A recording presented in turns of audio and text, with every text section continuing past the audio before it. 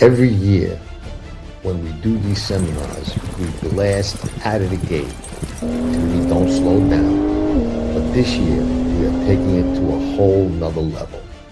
We're bringing the interactive format that changed the seminar game at the Breeders' Cup last year to both the Kentucky Oaks and the Kentucky Derby. No messy note-taking. You get a precision-tuned interactive PDF covering the Kentucky Oaks, the Kentucky Derby, and key undercard races. Plus, join me live on April 30th for our exclusive Q&A to finalize all your wagering decisions for the weekend.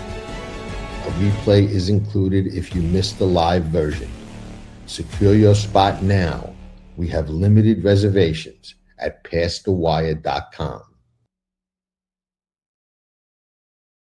Well, we are back for our annual Kentucky Derby preview that we've done for a couple of years. Popular, fun show to do. I look forward to it. I hope you guys do as well. And I think we got an interesting race to talk about this year, gentlemen. What do you think? Very interesting. Absolutely. Extremely fast on numbers. Yeah, I agree. And, you know, another one of my early observations, and Dan, this is probably going to conflict with a lot of your philosophies, but, you know, years ago, 10, 15 years ago, if Ed or Dan, you guys would have said, hey, you know, what do you think of a horse with 1, 2, or 3 starts heading into the Derby? I'd have been like, man, I don't know. But now it's not I don't know. And if you look at this year's race, there's a couple of them in there. So, I mean, you know, if you put 3 or 4, you know, with such lightly raced horses in it, and you know, how much does it matter? Because they're racing other, you know, lightly raced contenders. So I think we're getting away from a lot of those, you know, quote, requirements that you used to have to kind of be a major Kentucky Derby contender. I think it's changing fast, and I think this year is a good example of it. Absolutely. Yeah. I mean, even what was made 2023. So 3 years ago, I definitely, even after Justify, was like, well, he's Triple Crown winner. That was just an aberration. I'm still gonna play against the Apollo type horses, and then Mage, of course, bit me in the rump. So yeah, 3 years ago, a horse like Chief Wallaby would be one that I'd be looking to completely dismiss, or the Puma. And even Chad Barton is coming in on 3 starts. So that was my next point, though. I am going to draw the line at 2 career starts before the Derby. At the price emerging market's going to be, and I'm sure we'll talk about them individually, but to me, that's still where I need to see a horse, especially against this group, that's actually good and has some depth at the top end. In a 3rd career start, I'm just going to have to play against that one. But Chief Wallaby would absolutely be a horse 3, 4, 10, 15 years ago I wouldn't have used for a nickel, and now he's one of the major contenders and possibly an eye. Right. Yeah, exactly. That was the point I was for sure trying to make, because it's just, you know, you beat yourself, like you said. Right. You know, I mean, I like 2 fields. What's really funny about all that is, you know, I don't know if you guys have ever looked at John White's strikes for the Derby. I love it. I think it's an awesome tool. He actually got rid of. He just tossed it and said it has nothing. Just take it out. It doesn't mean anything anymore. So I'm with you guys, though. I still got to draw the line somewhere. I really don't want 2 or 3 starts going into the Derby, but 4. I guess I'm okay with that because I do like the Puma. So, and Chief Wallaby's got those numbers. It's funny about Chief Wallaby. On paper, he's faster on the Ragasons than Sovereignty last year going into the Derby. So you're gonna. Yeah, I mean, are you really going to dismiss Chief Wallaby when you're staring at rag sheets that are faster than Sovereignty? I mean, it's kind of. But the first 6 or 7 horses are really fast on numbers. So it should be a very interesting Derby, I think. Yeah. And, you know, I'll say this about Chief Wallaby. I know we'll talk about him individually, but being that, you know, you both mentioned him as a contender, I thought he probably had the worst of the trips in the Florida Derby, the way I saw it. Especially for a lightly raced horse. He was, when I watched that race, I said, you know what? I think he's the one I want coming out of this race, as the most likely to improve and get the most out of the race. But we'll see. You're looking at rags. I'm looking at thoroughgraphs. So we should have a good kind of compare there. I'm looking at tea leaves. Okay. Well, Ed's probably got the best, most reliable.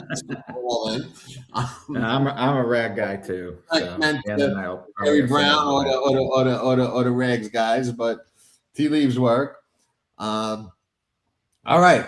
I guess we'll go in the order that I think this is maybe the points order or something, but I got Commandment first. So Ed, lead off. Commandment. What do you think?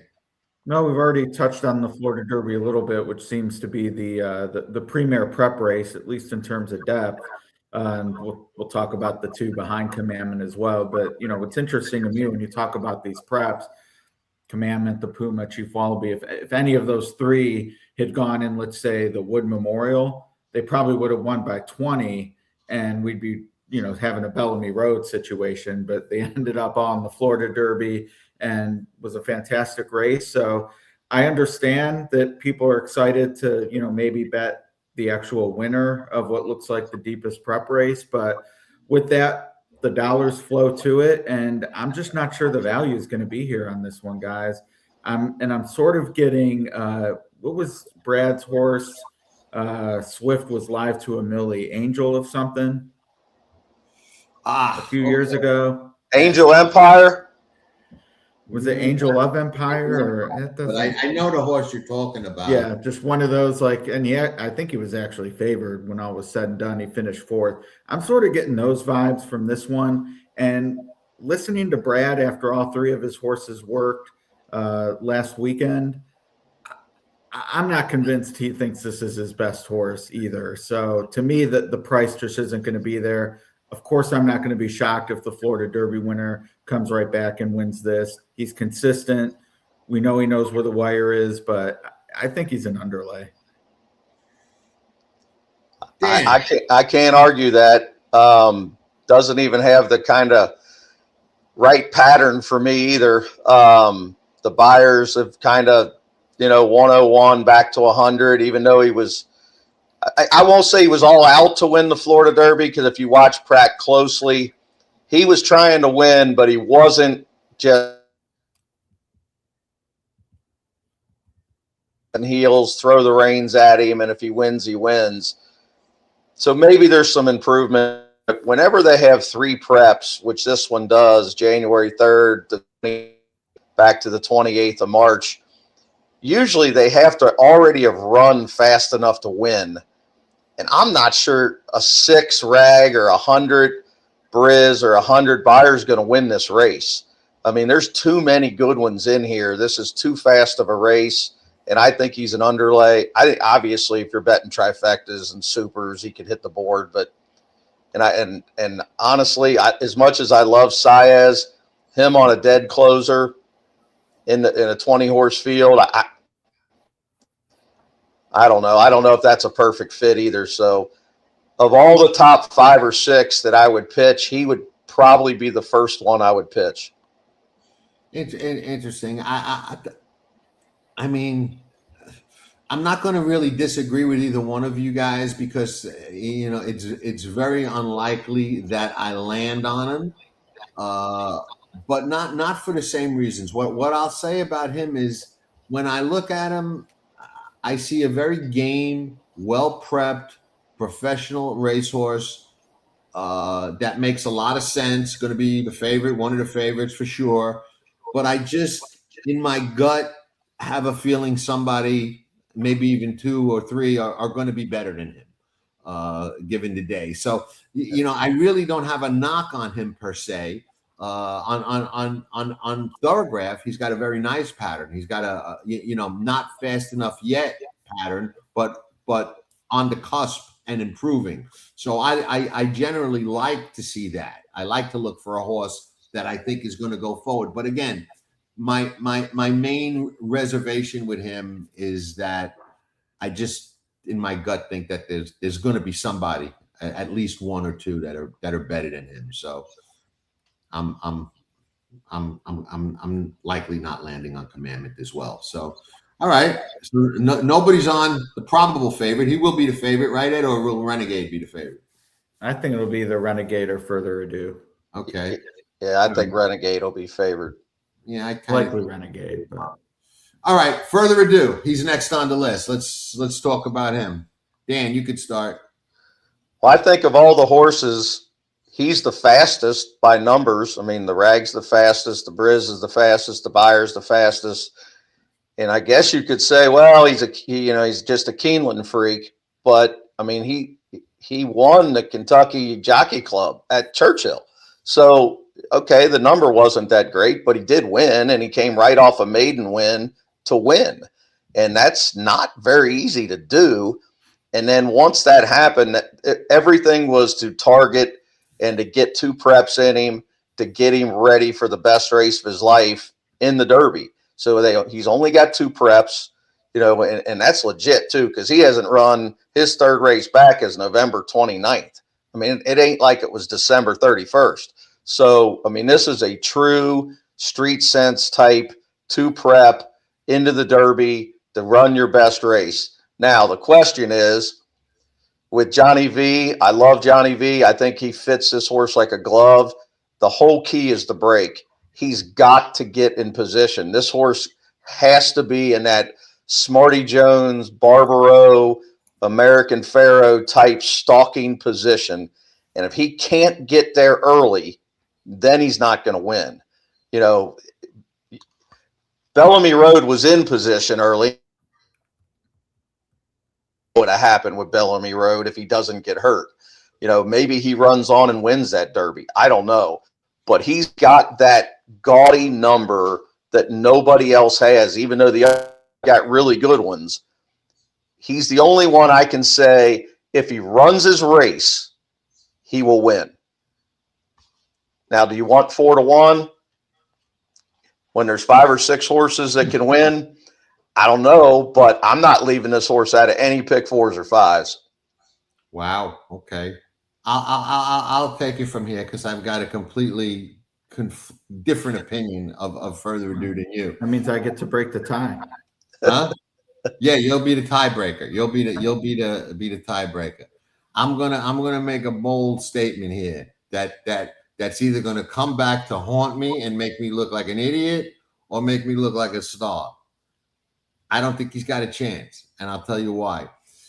And I'll also say, if we had legal exchange wagering in the United States, I give you 5-10 to 1. I'd lay on him. Wow. I don't believe in him, and I'll tell you why.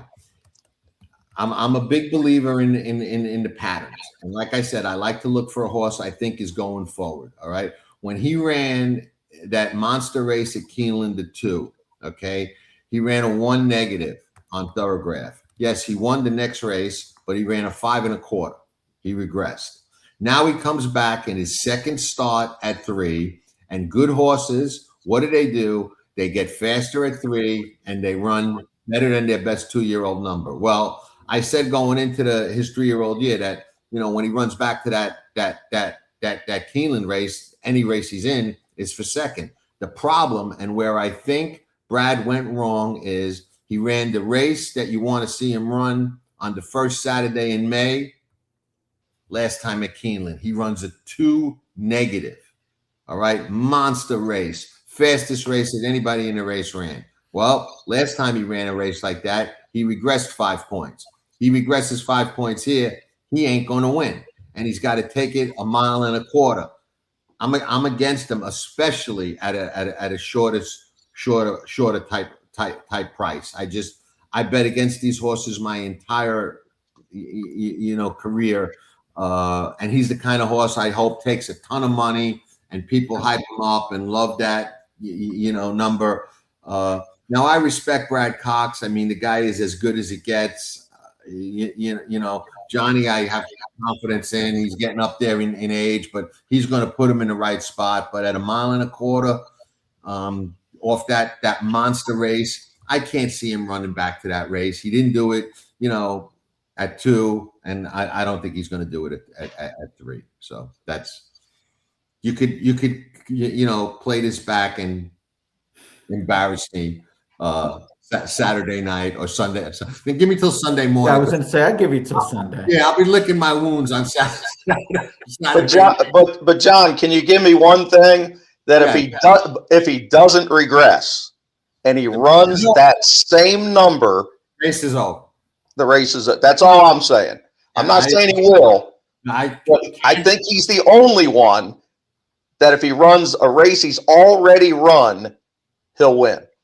I can't intelligently argue with. I don't think anyone can intelligently argue with that. That's looking at those 2 races. Honestly, if he runs back to the race he ran at 2, he would be extremely tough to beat. You know, on numbers, and the 2 negative is a monster race. So now the key is the tiebreaker. Well, I'm going to. I will say of the 3 top choices, we haven't talked about Renegade yet, but Commandment, Further Ado, and Renegade. Further Ado does seem to be the most binary. He either runs his race and is obviously a contender, probably to win, or just doesn't fire and is nowhere. Like he's not hanging on for 3rd, I don't think. Whereas Commandment and Renegade, they can run their race and just get beat by better horses, maybe Further Ado. I have a stat, and I haven't shared this on social yet, so this is I'm breaking it here.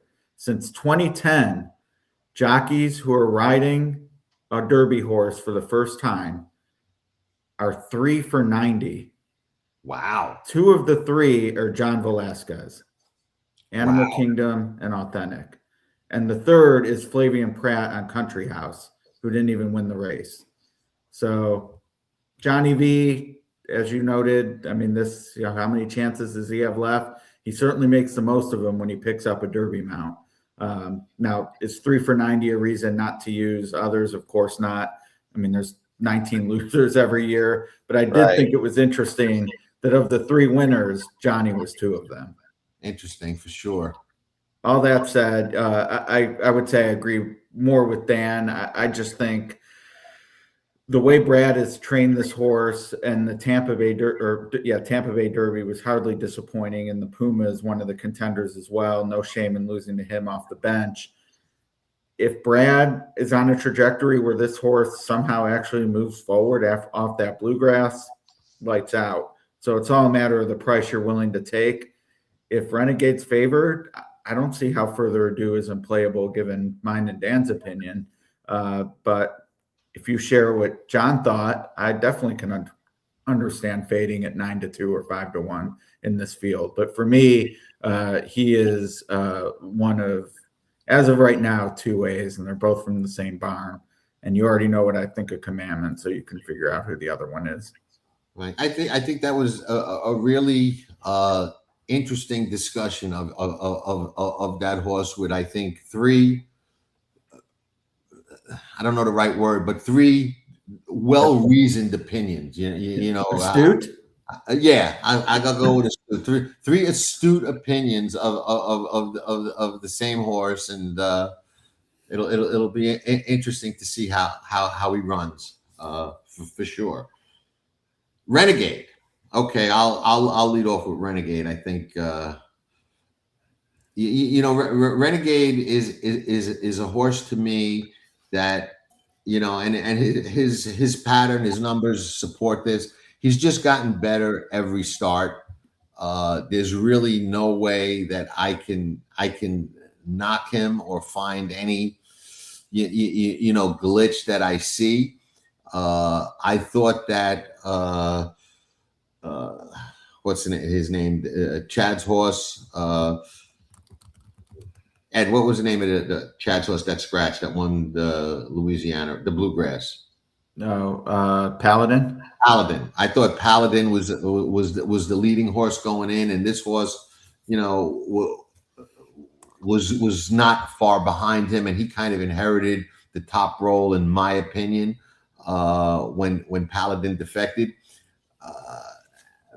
I think he's legitimate. I think he's got a good chance. I think draw aside, which we don't know yet, but I think the way I see the pace likely unfolding, he's in the right spot, running at the right time, and I think he's one of the major horses to have to deal with that last eighth of a mile. What say you, Ed? Yeah, hard to disagree. One thing I've appreciated this Triple Crown season, one horse we've had, which we'll talk about later as we get down the points leaderboard, but Silent Tactic, we know who he is. He runs his race. It's Mark Cassie's. He's willing to send him out every 4 or 5 weeks, and he's consistent. And the fact that Renegade blew the doors off him and Silent Tactic still stayed on for second, I think gives us a good gauge of how much better Renegade is than some of the other ones. Now, the great thing about the Derby is he has to converge on horses like Commandment and Further Ado and other top horses, but it's hard to knock what we've seen so far.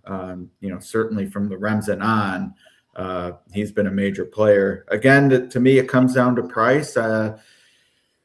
If he's the favorite sub 4-1, I'm just going to have to gamble against. It's a little short for me, but if he's bunched up with Commandment and Commandment can be the one I toss, then hopefully I'll find something else to hook up with Renegade, because he to me, if you offered a head-to-head with Commandment, it'd be a no-brainer. I'd be on Renegade. So from a wagering perspective, he's definitely one I'm not going to let beat me, especially with some of the longer shots I like that we'll talk about later. Hopefully we'll find some long shots around the multis as well. I know that's Dan's specialty, so I'll leave it to him to maybe help me out with that. But yeah, Renegade, I guess if I needed a show bet for my life, he'd be it in the Derby. I was just gonna say the same thing. If you had to bet the show on a horse, or if you're one of those guys that like the horse second and third and supers in the Derby and put a bunch of horses on top, he would be the one. I just don't. I'm so much a numbers guy. I'm really struggling to get over the numbers. Now, if he ran in last year's Derby, his Rag and his Briz and his Buyer are completely fine. He fits with the top two in that race. And the fact that he's only got 2 preps really helps him, because that should move him forward in his next start, But that 98 Buyer and that 97 Briz, so they both agree, which they don't always do. And usually the Briz is higher than the Buyer on these bigger, better horses. And then the Rag of 6 last year, again, Sovereignty was 6.75. So I'd be all gaudy over this horse last year. But this year I'm staring at 5 or 6 other horses that are all faster on paper. So I'm having trouble getting over that at 7-2. Now, if he was 8-1, I wouldn't care. I would say, well, he's 2 preps. He's going to move forward. He's Todd Pletcher, and he's got the best rider on the planet. So you got a bunch of positives. You just got to be able to swallow the fact that he's going to be 7-2. 4-1 would be probably the highest he could possibly be. I don't see him being higher than that. Now, on the multis, do you really want to go into the Derby being alive for a score if you can catch a price somewhere else, which always seems to happen on Derby Day, and the Pat Day Mile is going to come up crazy. The turf's going to come up crazy. So you got plenty of chance to the Derby in the pick 5 and not have him. Boy, that's a tough one. I would think I got to have him somewhere. I mean, it's just a 50-cent ticket. I mean, I would hate to have him hang up 25,000 to Renegade and not have him. I mean, yeah, no. I'll share something with our viewers. This is his Thorograph career pattern. 2 years old, 14.5, 7.5. 3-year-old, 3-1. So cumulatively 14 and a half, 7, 5, 3, 1. He's just gotten faster in reasonable increments, steadily getting a little faster. The increments are getting a little smaller each time. He's got what I would say historically a classic top derby type horse pattern. And when you put that one up against everybody else in the race, even further ado, it's not an unrealistic expectation for a horse to jump from a 1 to a 2 negative. It just isn't, especially a horse with a pattern like this. So, Briz and Bayer are raw speed figures. Thoroughgraph is not, Rags is not. I think, obviously a lot more ground loss and stuff like that goes into these figures. So I just think he's very, very tough to knock. Now, price, yeah, I agree. I think he's probably a 3-1, 7-2, 4-1 type favorite. But I agree 100% with what you said, Dan. You don't want to see a $15,000, $20,000, $25,000 pick 5 coming back to him as the favorite, and you don't have him. And here's IRAD won 4 on the day already. You know what I mean? Right. That to me, I don't bet jockeys other than Leparoux is a token when he's on a bomb, but Arad is riding. I mean, I'm not sure, and I was never fortunate enough to see the Southern California colony back in the shoe days, but I've never seen a rider in this kind of zone as Arad is right now. So no argument. Whether he still is on May 2nd, of course, I mean, it's a cyclical game like anything, but man, whether it's his choice or politics or how he ended up on this horse, other than some of the others he could have ridden, I'm not as into that, but this guy is in the zone. Now, next one.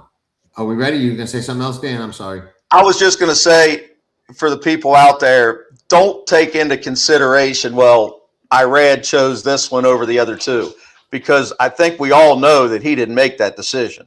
His agent did. He completely left it up to the agent. At least what I was told from several people that, and I'm not saying his agent isn't one of the best in the country, obviously he is, but he's the one that made the decision. So you can't say, well, Irad was on all 3 of them and he chose. A lot more goes into choosing. There's a reason that Pratt stayed on the Chad Brown. In a perfect world, he'd have jumped onto one of those Brad Cox horses.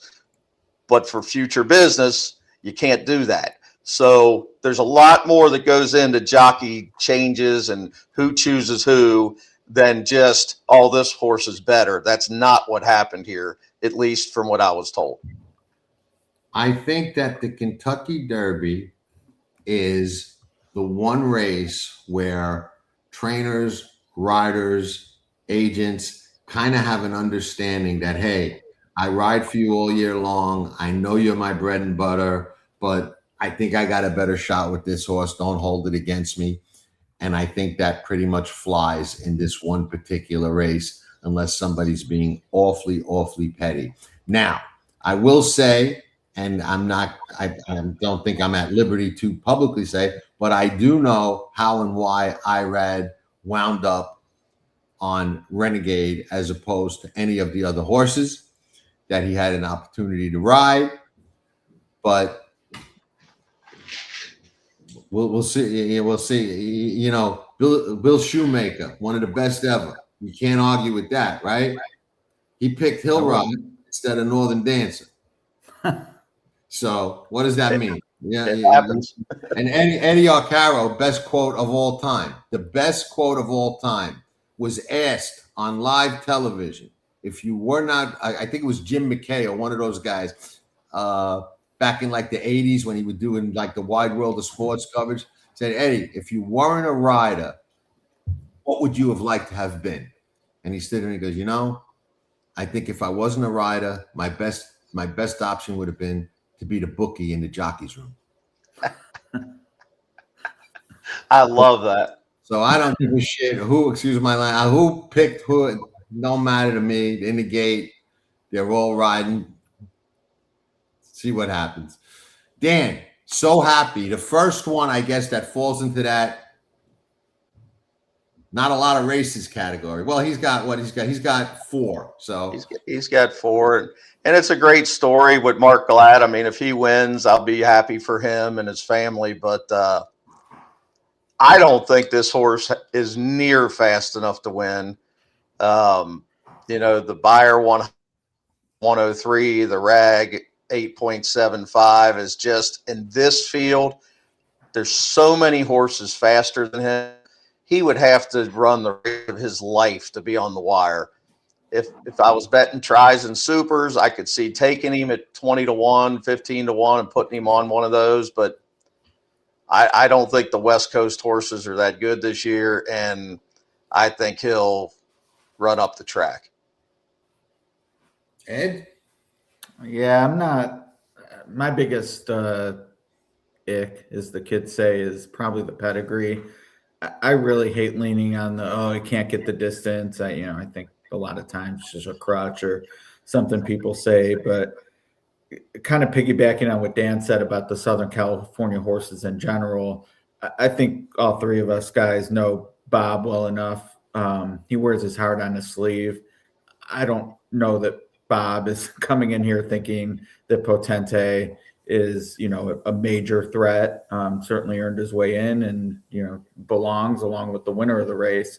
But just, you look at that race and then compare it to the Florida Derby, and yeah, you're getting 10 times the price than you will on those horses. But it does just seem they're a cup below. And then to me, you throw in the Run Happy, and I just don't see how this horse, it improves like he'll need to beat some of these. So he's not a complete X, can't win, because there are actually some that are much lower on my totem pole than this one. But he's not going to be used on top at all for me. Yeah, I agree. And, it's funny. I started the show by saying, these stats and, preconceived things that we used to go by don't really matter as much. And when I get to this horse, similar to you, Ed, I can't get past the Run Happy. And I don't want to be stuck there, but I just can't get past it. Yeah. Like a Run Happy, win the Derby. I mean, yeah, it could happen, especially nowadays, but it's not going to happen with my money, I don't think. No. So yeah, Ed, you're up. All right. Full effort. Oh, well, let me tell you. Worked out. I'm a fan. He let me start with saying that I actually love Stark Contrast in the Jeff Ruby Stakes, and was in a tournament and pretty much staked my tournament on it. Like, that was going to be the way I was going to win it. And on the turn, I felt pretty proud of myself. I'm like, man, this horse is rolling. This is who I thought he was. Like, that second to Gazzale in the Breeders' Cup Juvenile Turf showed he was a serious animal. Came back at 3 to run fine. Like, I'm thinking, man, I'm going to win this thing. And then Full Effort squashed my heart in, 2 seconds, and then just kept running on, as did Stark Contrast. And both got solid numbers. I actually hope Stark Contrast goes in the Derby. I think he'd be worth something at whatever he's going to be, 40 or 50-1. And if I feel that way, of course, I got to like the winner at what he was 23-1 in the last future wager. And I actually played him. And he hasn't gone down from there. So it may not have been a great bet. If he's 20-1 on Derby Day and I took 23-1 4 weeks out, that's a bad bet. But nevertheless, I mentioned that to say I'm a believer. I just thought he beat a really good horse. Dirt, of course, is a huge question mark, but I think we're getting the right price to find out. And maybe some people are shy because of Final Gambit last year. They're 2 different animals. I think Full Effort has a little more dirt in his pedigree anyway. And I just think at 20-1, he's worth a shot off that. Tyler Gaffleone. Okay. Yeah. So, to me, this is a matter of, because the race is so, I think, legitimately top heavy, Further Ado and Renegade, especially, and then the other 2 in the Florida Derby, we've touched on a little bit. To me, my strategy is going to hinge on Full Effort. I'm not looking to cash a further ado Renegade exacta box, but if Full Effort can split them, as we know in the Derby, just that 120 to 1 in there used correctly could really blow things up. So for me, Full Effort is the key to getting the gimmicks. What say you, Dan? I agree. And last year, you know, in front of the entire Bellarmine fundraiser, Kevin Kirstein and I argued over Final Gamut, and I told him he'd hit the board. He said he wouldn't finish in the top 10, and we went back and forth and made a little side bet. And Final Gamut was a 10.75 rag last year. Just to give you, you know, a little context, the rag on Full Effort is 7.5. The last figure. The 7.5 is not far behind the top 5 choices that are all 5 something to 6 something. So it screams to me this is the long shot to put in your tries, your supers, your exactas. I'm even going to put him in a 50-cent pick 5. I'm shooting for the moon at least one time. This will be the longest shot I use in the pick 5 on any tickets. Now, I won't use him a ton, but I will use him. That's kind of my Hail Mary ticket. I just think that the Jeff Ruby winner and the Jeff Ruby horses have gotten better through the years now that Churchill has taken over Turfway, a real prep race for the Derby with points and all. You know, Rich Strike obviously won the Derby. Two Phils was within 100 of winning the Derby. I mean, I bet on Two Phils. I thought he was going to win. When they turned for home, I leaped out of my chair and was screaming, "Oh my God, I'm going to hit this." And I thought, oh, you know, we're getting a 15 to 1 home from Turfway. Nobody takes. He's going to play 30 to 1. You know, and then last year I had Final Gamut and all my supers. So when I saw the Gray Fourth, I was ecstatic. So this is the same type horse for me. I think he's going to come storming home from the back, and I think Tyler's going to ride the hair off of him. He's going to be storming down the middle of that track. If he likes the dirt, which he's bred for it, Liam's Map, Unbridled Song, Awesome Again Mare, there's no reason why he shouldn't like the dirt, but it's the Derby. 20 to 1, I'll take him. If he was 4 to 1, I wouldn't. So I think you got to have him on all your tries and supers. Ed, let me ask you something. What's the fair odds on him? I have my fair odds on him are 15. All right. Well, and that's with Chief Wallaby in. I think I had him at like 14, but since Chief Wallaby replaced a long shot and bumped a few up, so we may knock that down a little bit here because we're all three in agreement on Full Effort being extremely live at a nice price. It probably just went down a few ticks. Because I agree with both of you. I think he's extremely live. I think he's one of the ones that will for sure be running late. I'm not worried about the dirt. You know, historically, Churchill Downs dirt has always been kind to turf and synthetic horses. They seem to run well over it. So yeah, we're all in agreement on Full Effort. The Puma. Who's up with the Puma? Ed, I think you're up. No, I let off with my type. All right, okay. Is it you, Dan? I think it's you. Yeah, it's this horse is the key to my whole day. Interesting. Okay. He will be on all my main tickets. He'll be a single in some of my pick 5s and pick 4s when I'm hitting all buttons in other races. I think he is as live as you can be alive. And 12 to 1, I mean, with JJ Castellano, I'm just picturing, I've known JJ Castellano and the way he rides for 20 years. And I can see this ride coming. He's going to swoop on the turn and try to get in front of all those other horses. He's gonna make his move before Renegade, before Commandment, before Full Effort, and he's gonna be in the lead at the 8th pole. In the way I envision this race. Now, will he get run down? He could, but he's got a major excuse when Renegade beat him. And everybody keeps saying, well, Renegade throttled him. What are you talking about? So, well, first of all, Renegade's going to be 7 to 2. The Puma's going to be 12 to 1. So before we get any further, that's the main reason. But if you watch that replay, the Puma was in a world of trouble the entire race in that Sam F. Davis. That there's a reason Gonzalez got yanked right off the horse. I mean, it was a brutal, brutal trip. Now, maybe he wouldn't have beat Renegade anyway, but with a clean trip, he'd have been somewhere within a length and a half, maybe 2 lengths of that horse. He at no time was able to run until it was too late. And then they yanked him off, put Castellano on. He wins the Tampa Derby, beats Further Ado.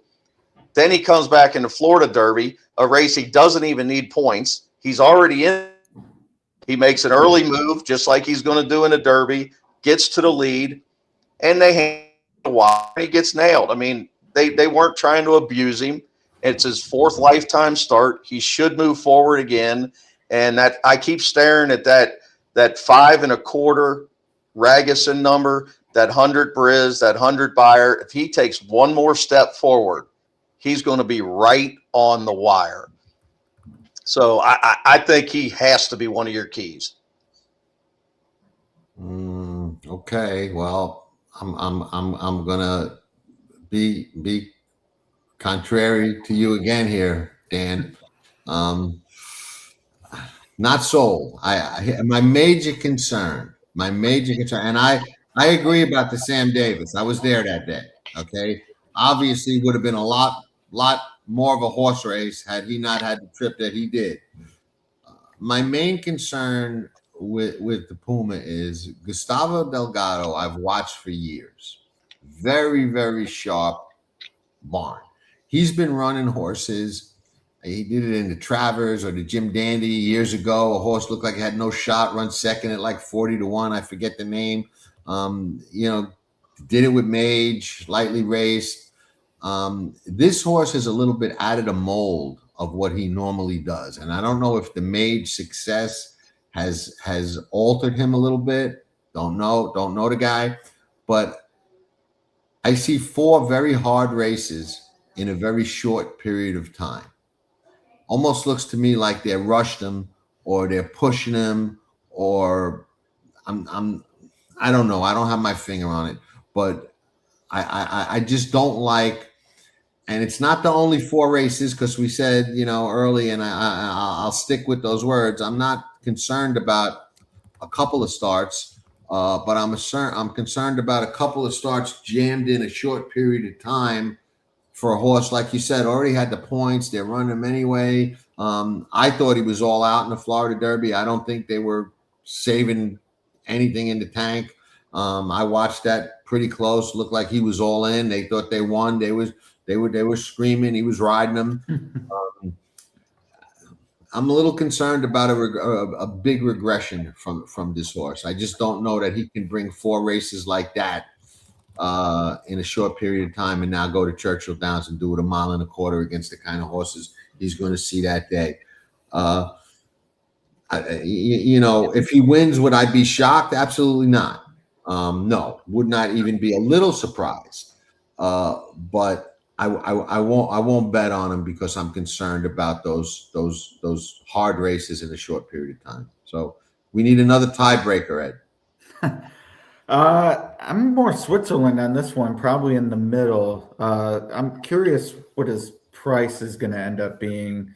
And Chief Wallaby, who worked on the day we're recording this, seemed to turn a lot of heads, may help the price on some others like the Puma. My biggest concern is the 4 starts all in, somewhat short time by today's standards. I think they knew that off that Tampa Bay Derby, he was going to improve, and he did in the Florida Derby, and they opted for 5 weeks instead of, let's say they had gone to the Memorial and, again, any one of these Florida Derby horses in the wood would have looked like Bellamy Road. And then you have to come back in 4 weeks off maybe an even bigger effort and a chance of regression. So like you said, Jonathan, pretty cagey trainer. I think he's looking to push the right buttons. When you start your career where he did, there's just so little margin for error. So that's what keeps me from being as bullish as Dan is. But I mean, this is certainly a solid, B for me. And if he runs well and a horse like Full Effort runs well, I have to have something. But I wouldn't say I'm all the way to where Dan is, but certainly further along than you. So yeah, solid B. If I'm right everywhere else, he could make for a nice, close to the pick 5 if we catch a price somewhere, but just not absolutely one of the ones, just because I'm nervous about the 4 starts since January. Okay. Silent Tactic. Who's up? Ed? You. Me? Okay. Silent Tactic. I liked him at a nice price when he won the race at Oaklawn Park. He's never really advanced off that. I do think that the race is going to set up nice for him. But similar to how I felt about Commandment, I just I just think there's better horses in here than him. He's the kind of horse to me that make come up late and get a piece. But I really don't see him as a likely winner. Dan? I'm the same way. I could put him in the super maybe. I don't think he has any chance to be 1-2. We do get some wild derbies. Could he be one of them? I guess 20-1. I can't knock you for putting him in your tries or super. I just don't think he's near fast, and it's got 4 starts since January 1, and highly unlikely, highly strange or whatever. There ain't many horses that win with 4 preps. There has been a few, but not a lot. And he would be a C or a pitch for me. Ed? Yeah, I mean, I kind of mentioned it with Renegade. Love the consistency, so he gives you a good sort of measuring stick against those around him. But this is the type of year, and I'm glad people are still saying, well, what about Rich Strike? Because that suppresses the prices on horses who truly are going to be underlays. And Silent Tactic won't be the biggest underlay in this race, but we just know who he is, and he just hasn't moved forward. He's consistent. That could be good enough for 4th with the perfect trip. So I agree with Dan in that regard, but this is just the type of horse who's running enough races, who's going to get just enough attention. In the Derby, when you have 20 horses, even 20 or 30-1 isn't like this super long shot separator. So for me, he's just a horse impossible to use on top. Okay. Emerging market.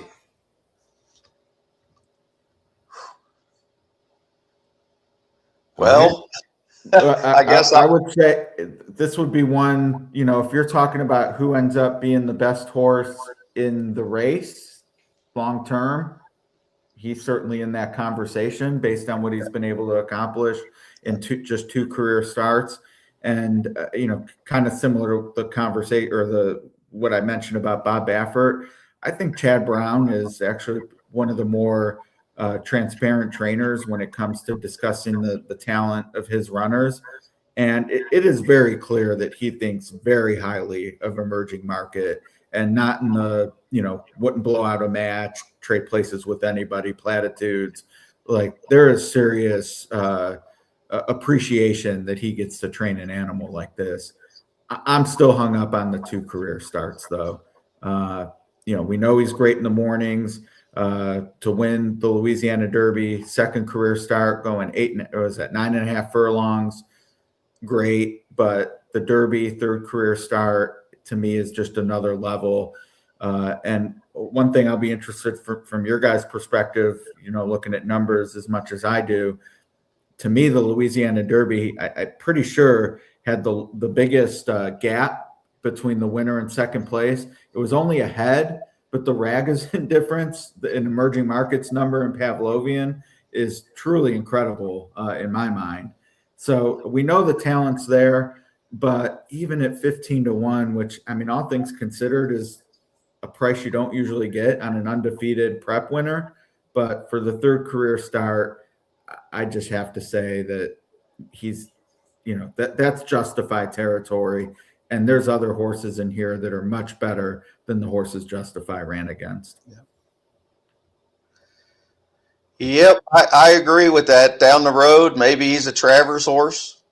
Maybe he ends up being the top dream of curling, where he could develop and be a superstar. But he's not ready to win the Derby. I would be shocked if he won the Derby. I can't see it. Even with.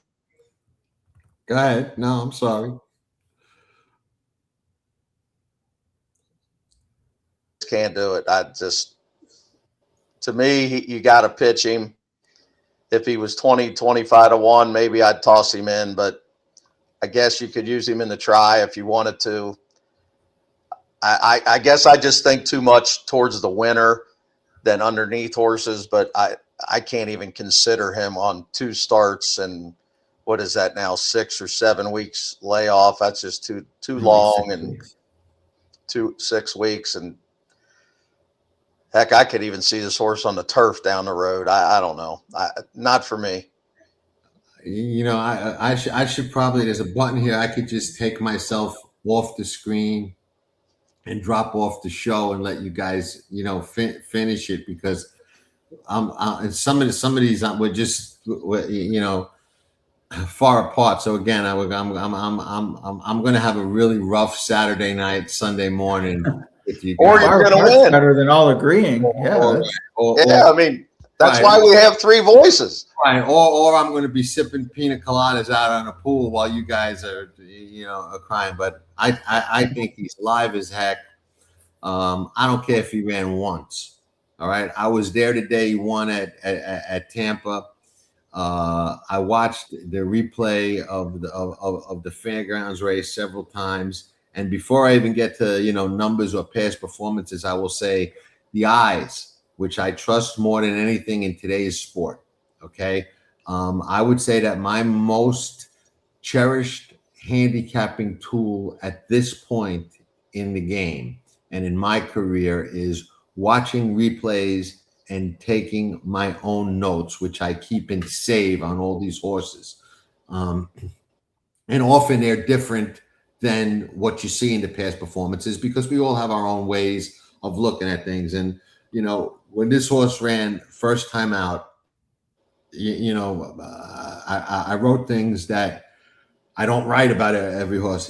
Dead game, fighter, route first time out, turn back everybody, looks like a boss on the racetrack, looks like a boss in the paddock, looks like he wants to race, fight, kick, buck, anything else that he's got to do. And he comes back and wins the Fairgrounds race. Again, dead game, digging in the stretch. We talked about how these old rules, lack of a better term, don't really hold up anymore. The Apollo curse went down with Justify. So we see a horse with 2 starts win the Kentucky Derby. I'm not going to be surprised at all at this point in the game. We see things like this now. I'm not even worried. Like I said, I don't care if he ran once. Wouldn't dissuade me based on what I saw with my own eyes, and I'll trust my own eyes over anything, win, lose, or draw. Yeah, you know what I mean.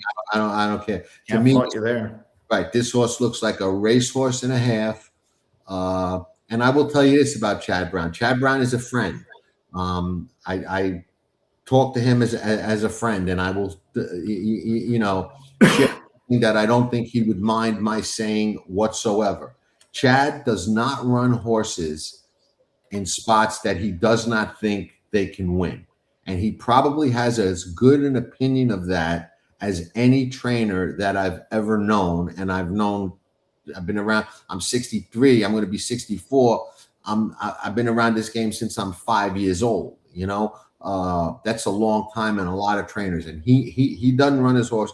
That doesn't mean he's always right. You know what I mean? And we know 1,000,001 things. You could put this horse in a gate with 18, 19 other horses, and he's like, oh shit, he wants no part of it with only those 2 starts. All of that could happen, but I don't see it that way. I think he's very live. I think he's a major contender. I think he's got a great pattern. He's got a 4 and a 2 on those 2 starts. So 4, 2, 0. 0 negative, 1 negative is what I see, and that's exactly what puts him right in the race. So if the big field and that lightly race doesn't hinder him, I think he's right there, and he's got an advantage over some other lightly raced horses. Maybe not so much in this field, but Chad has got a barn full of high quality animals. If you watch, he trains his horses in sets. He trains his horses to go at it. He trains his horses to come again, inside, outside. They're running and training and galloping and working against other good horses. He's well prepped. I don't have a reservation at all about him. He'll be on every one of my pick 4, pick 5, pick 6 tickets. Will not let him beat me. No way. 2 starts, 1 start, 3 starts, doesn't matter. Live as heck, in my opinion. So save that for Sunday morning. Say, well, one of us is going to be right. next year, it sounds like next year I'll have the red circle with the line through on my screen. We can right now. It sounds like our prop bet amongst us would be Emerging Market and the Puma. Yeah. They'll probably be somewhat similar prices, and yep. I would take the Puma. I say I don't think the Puma can warm this horse up, but I've been wrong before. Albus. I don't know how to say it. What say you, gentlemen? Who's up? Me? Dan. I'm up. All right, Albus. This will be quick. He'd be the first horse I pitch, or one of the first horses I would pitch. Could you use him in the super maybe? I mean, he would have to improve 15 lengths just to hit the top 4. I can't see it. I mean, yeah, he only has 2 starts, so maybe he'll improve. Maybe he'll come running really late in the game to pick up some pieces. But, I mean, I could see him running 8th or 9th. I just think this field's way too good for him. Apologize. I don't know why my phone rings. It's on Do Not Disturb, but go ahead. Yeah, I just think he's a pitch. All right. Ed? Yeah, I agree. I mean, one thing I'm looking to brisk that now I hadn't noticed before, but, this horse, the pace was fast, race completely fell apart. Picked up all the pieces, winning late, holding off right to party. His late pace rating, even after all that and the setup he had, was just an 89. And there's horses we've talked about, that are mid-pack or presser types running high 90s after, being closer near the pace. So this would truly be a shock. I mean, I can honestly say I liked Rich Strike better in his Derby than I remotely like this horse. And, I hate to, say it that way. It's a great story. And, the owner and Riley's been through a lot, and obviously it's who his dad is. And, this is, part of why we love the game in Derby time. But man, this would totally shock me. All right. Well, we're in agreement here. All right. There's going to be some that we agree on anyway. And And I'm not using them anywhere. Like, I mean, if he beats 15 horses for 4th, then you deserve that superfecta. But I'm going to deploy my capital on horses I think can, beat right now, there's going to be somebody watching this show saying, Dan Albus, no. Ed Albus, no. John Albus, no. Albus. Check. Right now, hey, horses humble everybody. That's right. That's for sure. Potente. Ed? You're up, John. No, you first this time. All right. Okay. I will say this in defense of Potente, when he broke his maiden, all right, I had heard a lot about him. I said, you know what? I love this race, dead game race. I think he might be Bob's best chance to get into the Derby. And he had a lot of highly regarded horses back then that people would have put way ahead of this horse. And then next time out, he comes from off the pace and wins. I said, you know what? I could be right. I don't like him going in. I think he kind of just wound up being the one that wound up there. But I will say this.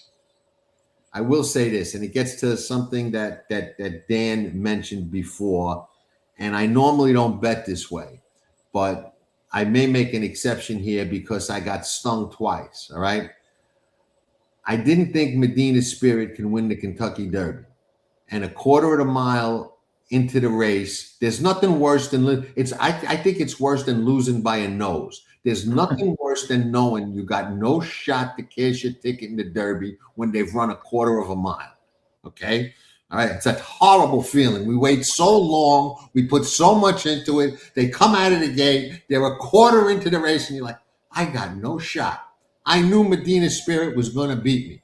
Okay? I said, if Bob gets clear like this, they're just not going to get him. That's not the only time it happened to me.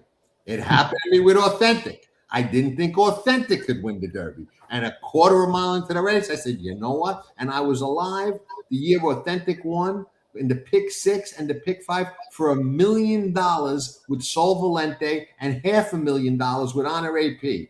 And they were a quarter of a mile away in. And I said, I got no chance. Oh, it's gutted. So I don't like Potente. But I tell you this, I'm putting him on my ticket anyway, because if he comes out of the gate and has the lead by a length and a half or 2 lengths, and it's Bob Baffert and he's out there by 2 or 3 lengths, I'm not sitting there watching that race going, you know what? I got no chance to win this friggin' race. He did it twice. He did it with Authentic. He did it with me.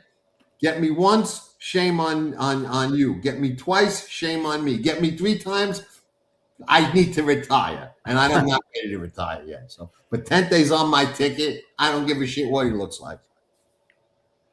Well, you said it. I mean, the only way you take this horse is if that is your philosophy, which I completely understand.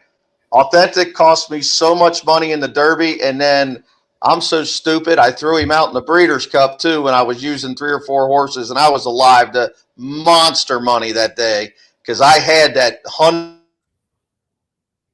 in the Breeders' Cup because I used all the Euros, and everybody in the back. I didn't handicap. I just took all the Euros. He was one of them. He wins, pays a. I got all these bets alive, and I didn't use Authentic. It's my own fault. My own fault. Bob is my friend. His sons are my friends. I will be calling them to congratulate them on Saturday night if they win. I am not having him on my ticket. It's just I'm not just no. And I don't normally bet that way. There's nothing sentiment, but in this case, exception made. Because logically, you can't take him. That doesn't matter. There's no I do like him better than the horse that beat him last time. Logically, I can't not take him. Yes. Right. Yeah, I agree with Ed. I do like him better than So Happy. I think he's got a better chance to hit the board than So Happy does. To just keep plodding along. All right. Anybody want to add anything else about Potente? All right. So if he wins, I'll cash, but take no handicapping credit. Fair. Pavlovian. We're getting into a run of horses that are going to be quick ones for me. I mean, maybe he's like 1% more likely than Albus, but I don't see this horse's path to the winner's circle. And he's dressed up with the second emerging market, but Ragozin was nowhere near as impressed as the head margin may indicate, and just is going to have to beat me. I agree. It's a pass, and I love Dougie. He's a friend of mine, and we joke all the time. And I know they're sending him to the lead. For all the pace people, straight from the horse's mouth, going to the lead if he breaks. They're not taking back.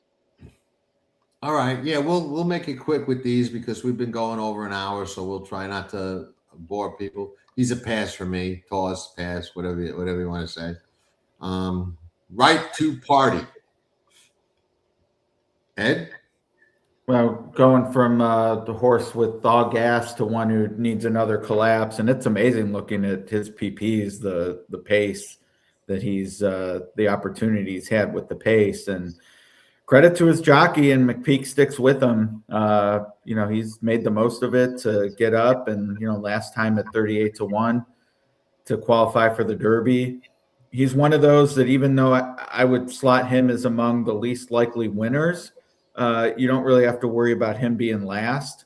So for those who, may have pools at parties or whatever, it's last place horse, don't be fooled by his odds. I'd be shocked if this horse were last because of his run style, but a win, I mean, it's pretty similar to Albus, really. Like, just I can't see what has to happen in this race for him to win, because the contenders cover all the pace scenarios.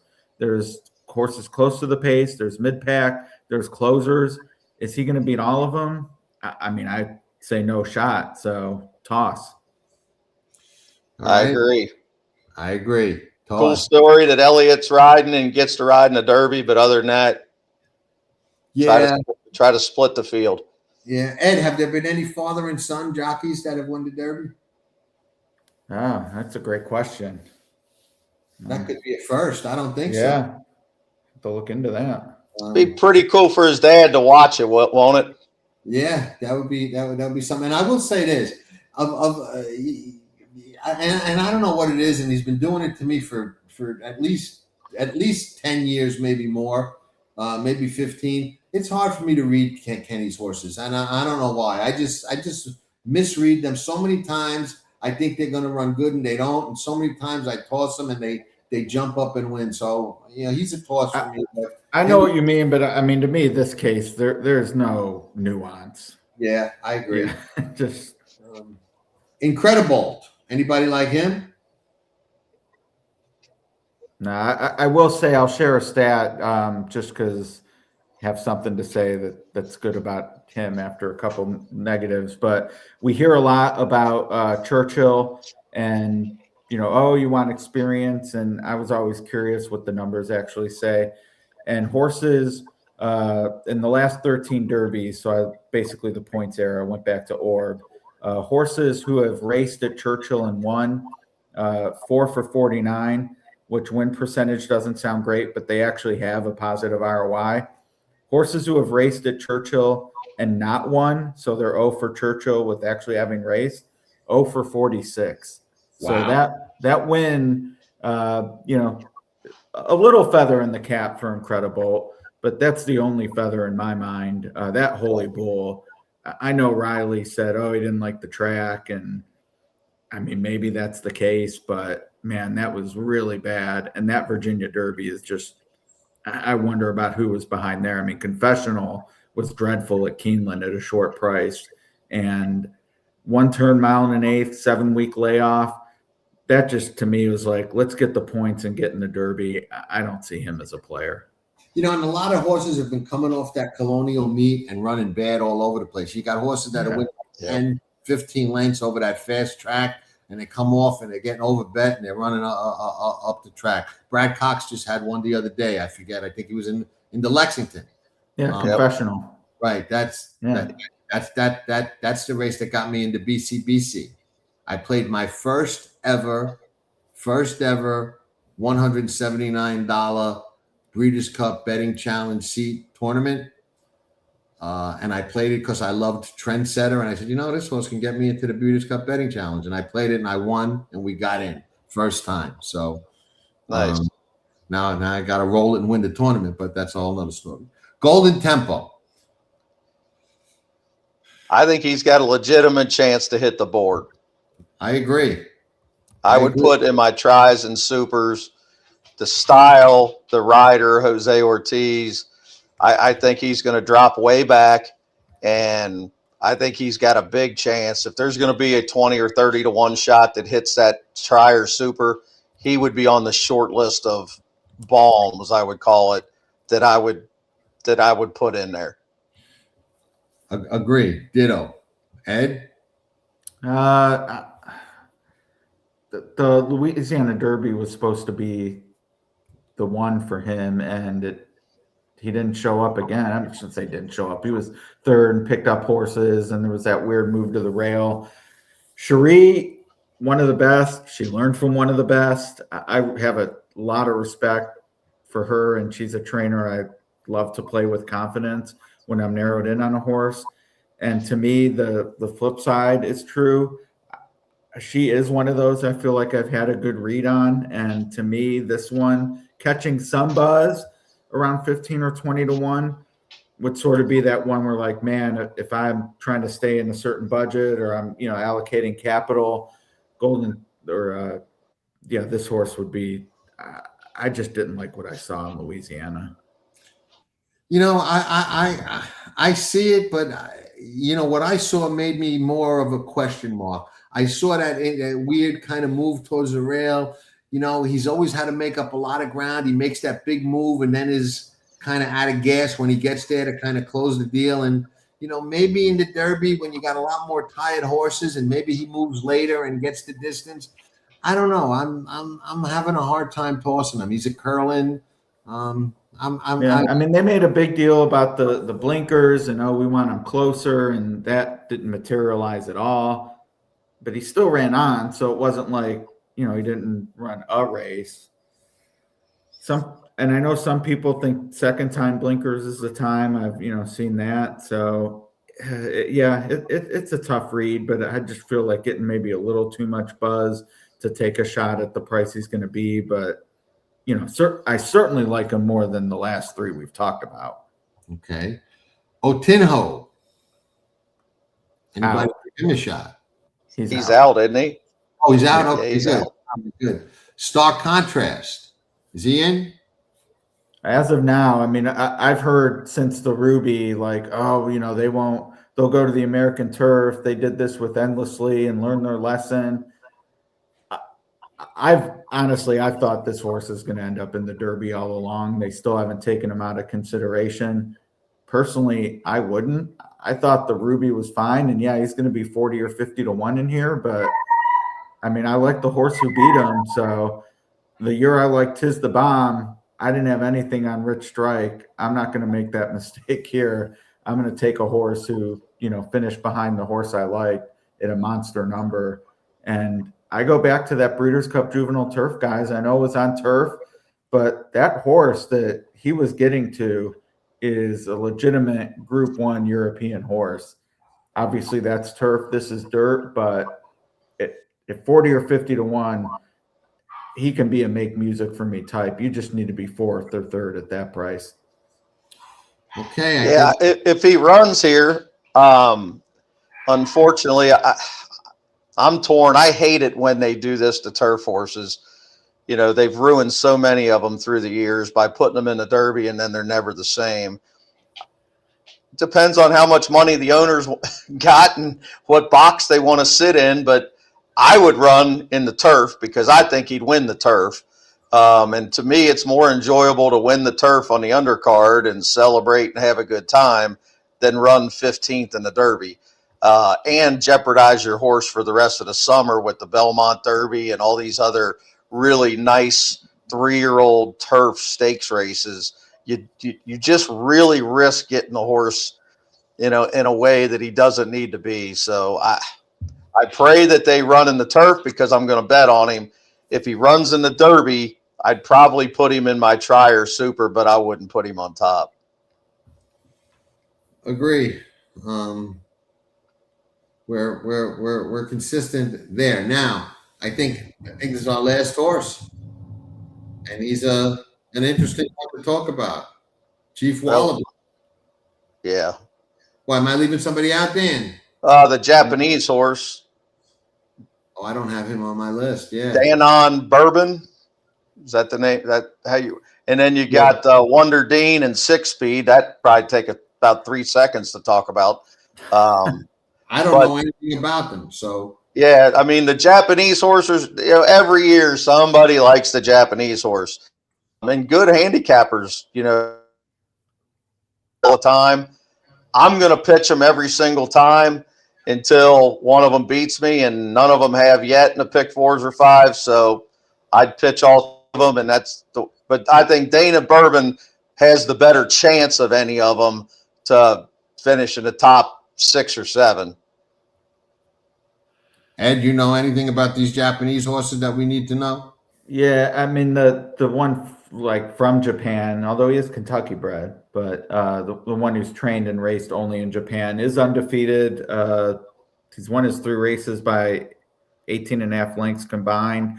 But like Dan, I mean, Forever Young went the UAE route and wasn't good enough on Derby Day. Well, let's say he was good enough, but still didn't get the job done. It's just such a tall ask, and this isn't one I'm going to be excited about against this group. We've identified legitimate 3, 4, 5, 6 horses, whether we've agreed on them all or not. But to come over here and beat them this year seems like a tall task. As for the UAE Derby, around the turn when 6-speed was opening up, I'm like, man, this horse could be a gate to wire candidate. And then he dropped anchor. But the only horse who caught him was Wonder Dean, and it was a decent way back to 3rd. So of the 3, I would say Wonder Dean I like best, just because he's shown he can, pick up pieces, and there should be some pace in this Derby.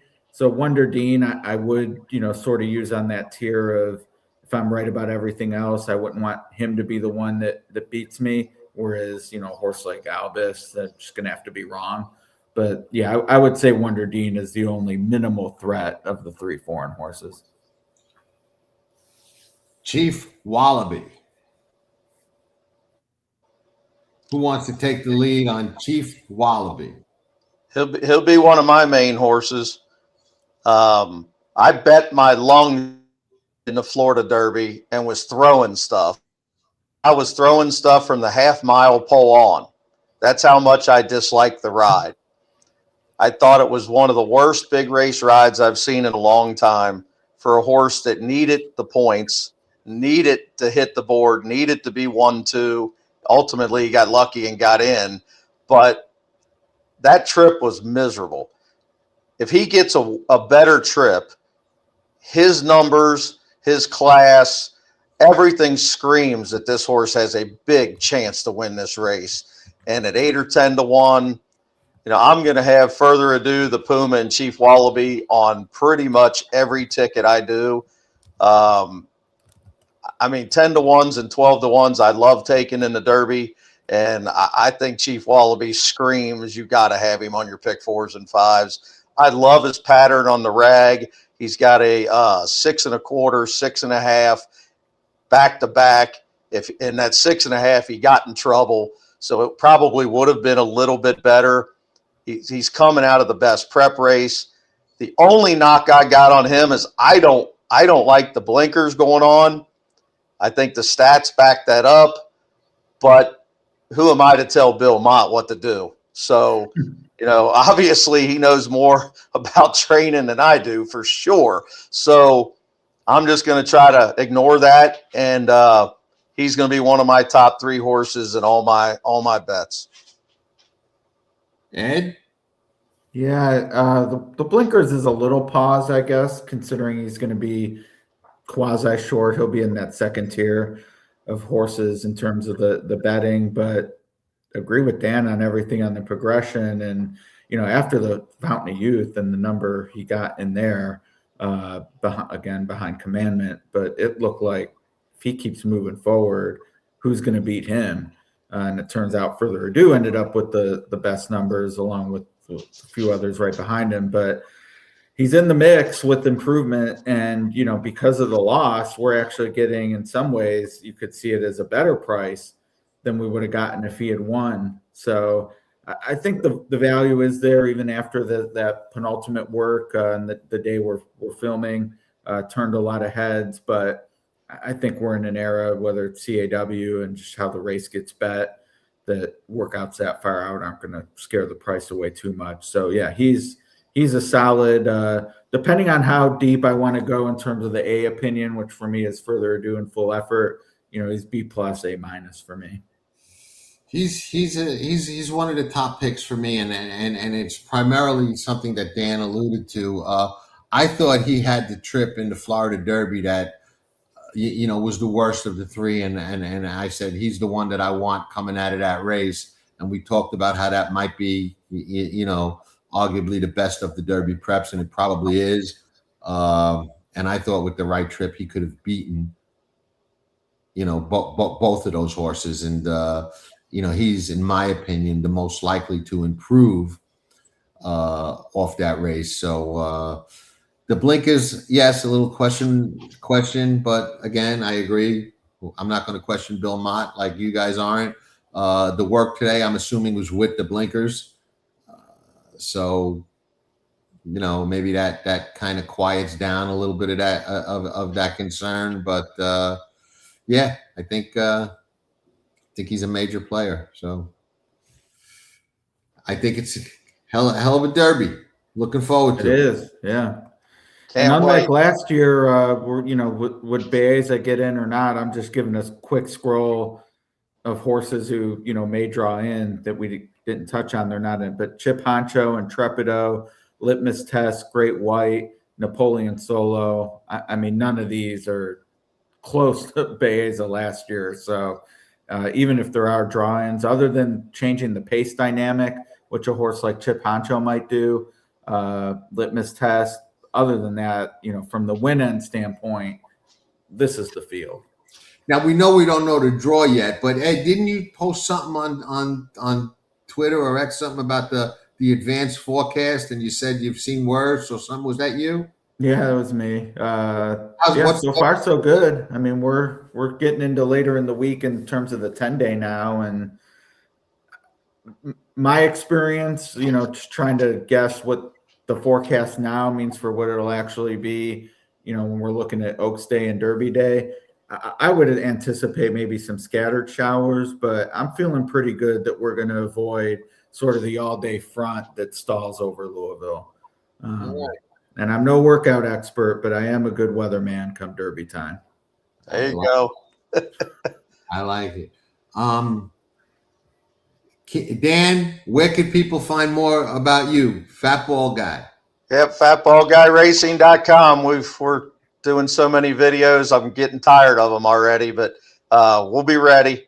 You just heard the opinion of the top ones. So, I mean, I think the 5 or 6 top ones are pretty clear, and now it's just a matter of how in the heck are we going to cash a bet with them. And Ed, you can find on Horse Racing Nation. Me, you can find here on Past the Wire or in other unsavory places. And there we go. That's a wrap for 2026. We'll do it again, and God willing, in 2027. I hope so. Yeah, this is a good group. So Fun show. I think we all hope the race lives up to it. Yeah, I'm hoping I survive some of those I don't know, bold, but some of those hard opinions on Sunday don't come back to embarrass me. Well, I mean, as handicappers, I hope we all, even when we don't agree, respect that we're actually willing to, plant a flag on some of our opinions. I always tell people, I still get ribbed a little bit for how much I love Tiz the Bomb. And my response to that is, well, you knew where I stood, it was wrong, but exactly, my opinion. Like, I'm not here to hedge on Derby Day. And any of you point out anybody who's ever played this game who's been right more than they've been wrong? I don't know that person. That's right. When you're right, you got to make a score. You have to. And when you're right, make it count. That's my philosophy. When you're right, make it count. You can erase a lot of those mistakes when you do that. Well, gentlemen, enjoy the Derby. All right. And we'll be in touch. All right. Thanks for having me. This was great. Yeah, thanks, Jonathan. Right. Ciao, ciao. Here comes journalism. Here comes sovereignty. And they square off, heading to the final. Sovereignty wins the Derby. You're watching Past the Wire TV. Hit that like button and subscribe to Past the Wire TV. Nobody does it better.